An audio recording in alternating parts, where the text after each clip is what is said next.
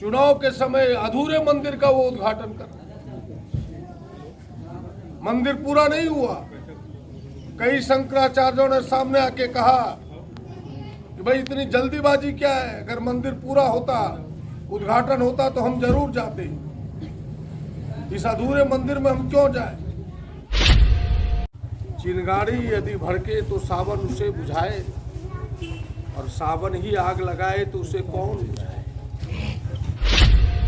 हम सारे लोग भगवान राम को आदर्श के रूप में, भगवान के रूप में पूछते हैं, लेकिन भगवान के नाम पर वोट की राजनीति करना, हम इसका विरोध करते हैं।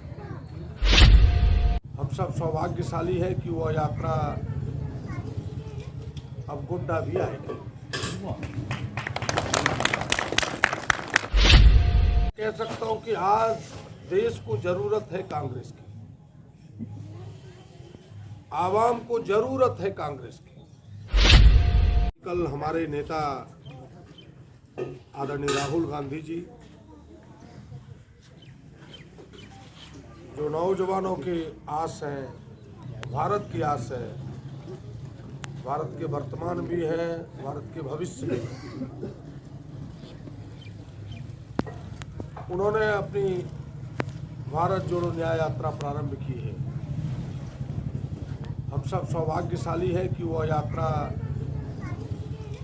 अब गोड्डा भी आएगी। हमें लगता है कि 1-2 दिनों में वह रूट भी फाइनल होकर आएगा।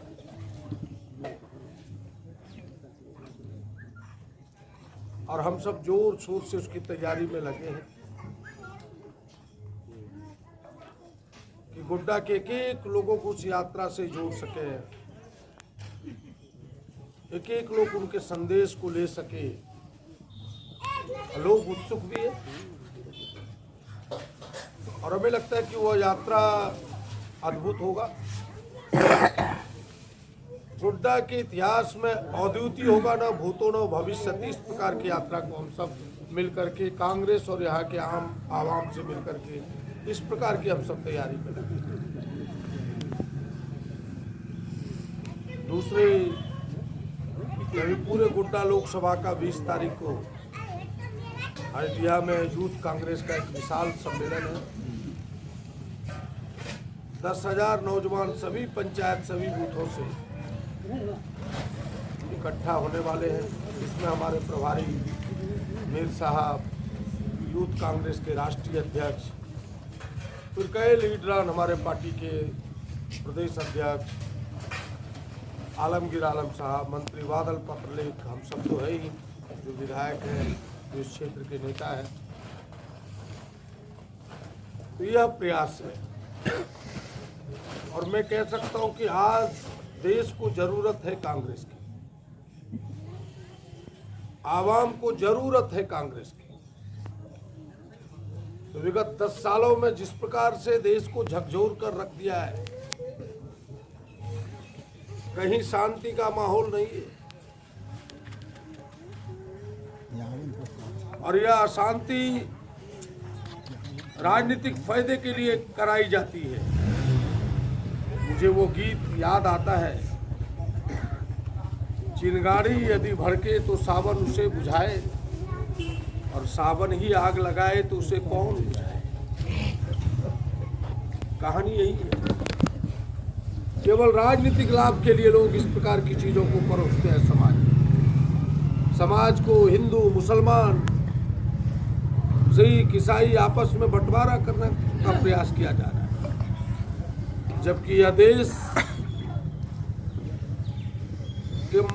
इस देश के मिट्टी का एक कण कहता है, इस देश के मिट्टी का कण कण का नारा है कि हिंदू, मुस्लिम, सिख, ईसाई हम सब है भाई भाई। नारा ये है। आज वो नारा कमजोर हो रहा है। हमारी देश की पहचान पूरी दुनिया में धर्मनिरपेक्ष देश के रूप में है, लेकिन मंदिर मस्जिद के नाम पर लोगों को लड़ाया जाता है। और इस लड़ाने के पीछे मकसद इतना ही है कि जो कुर्सी पर बैठे लोग हैं, दिल्ली की सल्तनत में बैठे लोग हैं, इन लोगों ने जो जनता के सामने, नौजवानों के सामने, किसानों के सामने वायदे किए थे, वादों को पूरा नहीं किया, उसे पर्दे के पीछे डालने के लिए, आम लोगों के दिलो दिमाग से हटाने के लिए नई चीजों को परोसता है। उन्होंने कहा था महंगाई पर नियंत्रण करेंगे, महंगाई आसमान छू गया। उन्होंने कहा था कि भाई प्रत्येक साल हम 2 करोड़ लोगों को रोजगार देंगे, नौकरी देंगे। आज जो सरकारी नौकरी खाली पड़ी है केंद्र में,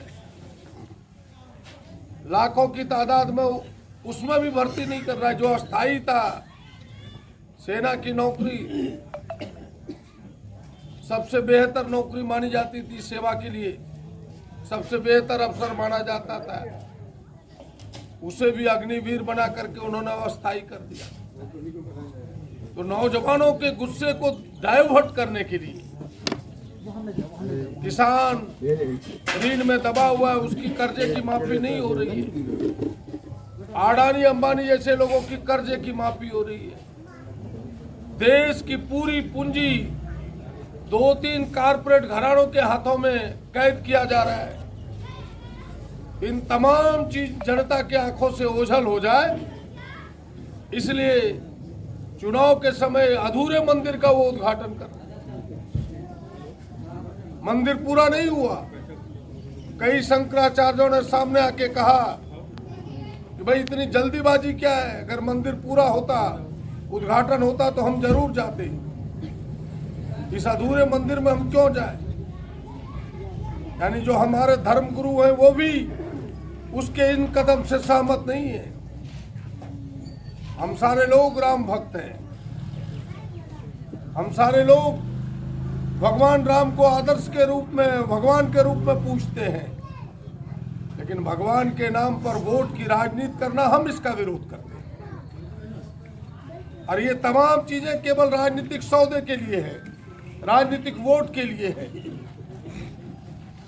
इसलिए आपके माध्यम से इस मकर संक्रांति के शुभ अवसर पर आम जनों से एक संदेश देना चाहूंगा कि आप ऐसे लोगों से सावधान रहिए, ऐसे लोगों से दूर रहिए जो भगवान राम के नाम पर वोट ले, उन्हें बेच करके वोट ले, उनको सौदा करके वो वोट ले। वोट दीजिए जो आपका विकास करता हो, वोट दीजिए जो आपके गरीबों में प्रयास करता हो गरीबी हटाने का। देश में गरीबी बढ़ी, उसकी चर्चा नहीं हो रही है। इसलिए फिर से एक बार आप तमाम लोगों को, आपने मेरा आमंत्रण स्वीकार किया। हम तो घर पर बुलाते थे, लेकिन इस बार एक टिकट पर 2 सिनेमा कर दिया। उद्घाटन भी हो गया, शिलान्यास भी, और आप सबका भी आमंत्रण हो गया। आपने स्वीकार किया है। मैं आपके प्रति, तमाम पत्रकार मित्रों के प्रति आभार व्यक्त करता हूं।